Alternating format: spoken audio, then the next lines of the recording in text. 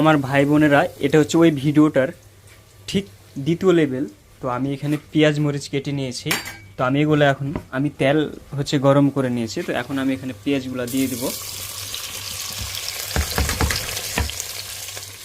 তার আগে শুধু এটাতে আমি দিয়েছিলাম হচ্ছে যে 2 টুকরা রসুন, আর হচ্ছে যে 2 টুকরা 2-3টা হচ্ছে জিরার ফল দিয়েছিলাম, যেন তরকারিটা একটু সুস্বাদু হয়।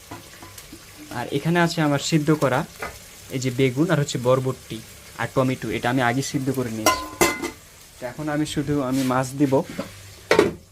মাছের যে তেলটা দিবেন এটা অবশ্যই অনেকটাই গরম হতে হবে।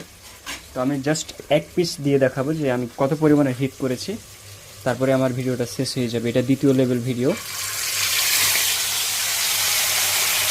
এই যে আমি যেমনটা বললাম, তেলটাকে অনেক গরম করলে আপনার এই মাছটা হচ্ছে তাওয়াটাতে ধরবে না।